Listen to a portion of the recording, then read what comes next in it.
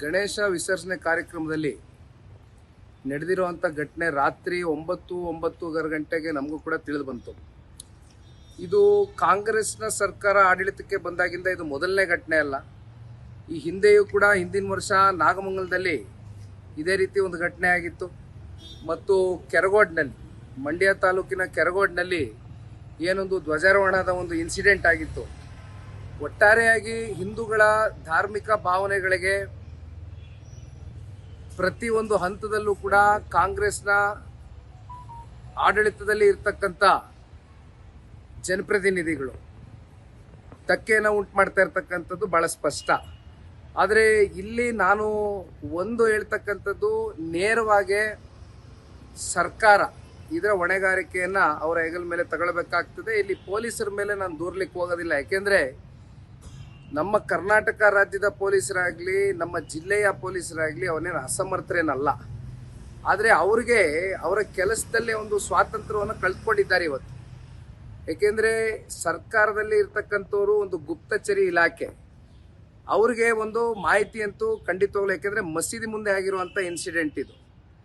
ಮಸೀದಿ ಮುಂದೆ ಈ ರೀತಿ ಗಣೇಶ ವಿಸರ್ಜನೆ ಕಾರ್ಯಕ್ರಮದಲ್ಲಿ ಪೂರ್ವ ನಿಯೋಜಿತವಾಗಿ ಒಂದಷ್ಟು ಕಲ್ಲುಗಳು ಮತ್ತೊಂದು ಇನ್ನೊಂದು ಇಟ್ಕೊಂಡು ಒಂದಷ್ಟು ಕಿಡಿಗೇಡಿಗಳ ವರ್ತನೆ ಇವತ್ತು ಎರಡೂ ಧರ್ಮದ ಮಧ್ಯೆ ಪರಸ್ಪರ ಒಂದು ರೀತಿ ಸಂಘರ್ಷ ಉಂಟು ಮಾಡಿರ್ತಕ್ಕಂಥದ್ದು ಸತ್ಯ. ಇದಕ್ಕೆ ನೇರ ಹೊಣೆ, ನೇರ ಕಾರಣ ಸರ್ಕಾರದ ವೈಫಲ್ಯತೆ, ಗುಪ್ತಚರ ಇಲಾಖೆಯ ವೈಫಲ್ಯತೆ. ನಾನು ಪೊಲೀಸರ ಬಗ್ಗೆ ಲಘುವಾಗಿ ಮಾತನಾಡೋದಕ್ಕೆ ಹೋಗೋದಿಲ್ಲ. ಏಕೆಂದರೆ ಪೊಲೀಸರು ಕಳೆದ 2 ವರ್ಷದಿಂದ ಕೈ ಕಟ್ಟಕ್ಕೆ ಆದಂಗೆ ಆಗೋಗಿದೆ ಅವ್ರಿಗೆ ಕೆಲವೊಂದಷ್ಟು ವಿಚಾರಗಳಲ್ಲಿ. ಪೊಲೀಸರಿಗೆ ಒಂದು ರೀತಿ ನೈತಿಕ ಆತ್ಮಸ್ಥೈರ್ಯವನ್ನು ಕಳೆದುಕೊಂಡಿದ್ದಾರೆ ಇವತ್ತು ಪೊಲೀಸರು. ಅದಕ್ಕೆ ನೇರ ಕಾರಣ, ನೇರ ಹೊಣೆ ಸರ್ಕಾರ. ಹಾಗಾಗಿ ನಾನು ಬೆಳಗ್ಗೆನೂ ಕೂಡ ನೋಡಿದೆ, ಗೃಹ ಸಚಿವರು ಅವರ ಹೇಳಿಕೆ ಏನೂ ಇಲ್ಲ, ಎವ್ರಿಥಿಂಗ್ ಇಸ್ ಅಂಡರ್ ಕಂಟ್ರೋಲ್, ಎಲ್ಲ ಅಂಡರ್ ಕಂಟ್ರೋಲ್ ತಗೊಂಡ್ಬಂದ್ಬಿಟ್ಟಿದ್ದೀವಿ ಅಂತ ಭಾಳ ಕೂಲಾಗೆ ಮಾತನಾಡಿದ್ದಾರೆ.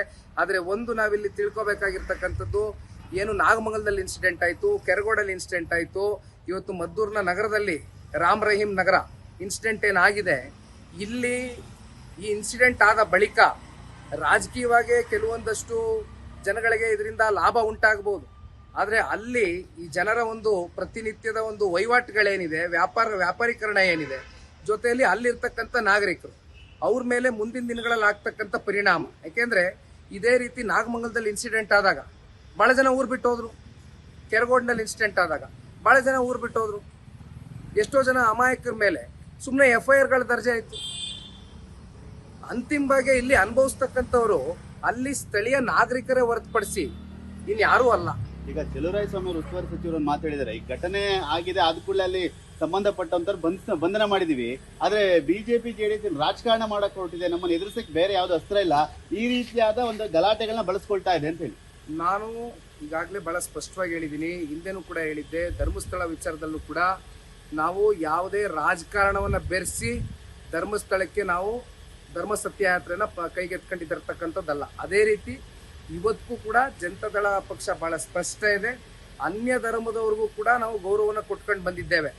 ಆದರೆ ನಮ್ಮ ಧರ್ಮಕ್ಕೆ, ನಮ್ಮ ಧಾರ್ಮಿಕ ಸಂಸ್ಕೃತಿಗೆ ಅಪಮಾನ ಆದಂಥ ಸಂದರ್ಭದಲ್ಲಿ ನಾವು ಒಂದು ರಾಜಕೀಯ ಪಕ್ಷ ಅಂತಕ್ಕಂಥದ್ದನ್ನು ಇವತ್ತು ಬದಿಗಿಟ್ಟು ನಾವು ಒಬ್ಬ ಹಿಂದೂ ಅಂತಕ್ಕಂಥದ್ದು ಕೂಡ ಇವತ್ತು ನಾವು ಆಲೋಚನೆ ಮಾಡಬೇಕಾಗ್ತದೆ. ಬಟ್ ಅದನ್ನು ಮಾತ್ರಕ್ಕೆ ನಾವು ಇನ್ನೊಂದು ಧರ್ಮಕ್ಕೆ ನಾವು ಅಗೌರವಾಗಿ ನಡ್ಕೊಳ್ತೇವೆ ಅಂತಕ್ಕಂಥದ್ದು ಪ್ರಶ್ನೆ ಇಲ್ಲ. ಇಲ್ಲಿ ರಾಜಕಾರಣ ಬೆರೆಸ್ತಕ್ಕಂಥ ಪ್ರಶ್ನೆ ಇಲ್ಲ. ನಮ್ಮ ಜಿಲ್ಲೆ ನಾಯಕರನ್ನ ಈಗ ತಾನೇ ಭೇಟಿ ಮಾಡ್ಲಿಕ್ಕೆ ನಾನು ಹೋಗ್ತಾ ಇದ್ದೇನೆ. ಅಲ್ಲಿ ಏನಿದೆ ಅಂತಕ್ಕಂಥದ್ದನ್ನ ಮುಂದಿನ ನಡೆ ನಾನು ಅಲ್ಲಿ ಪತ್ರಿಕಾಗೋಷ್ಠಿ ಕರೆದು ಮಾತನಾಡ್ತೀನಿ.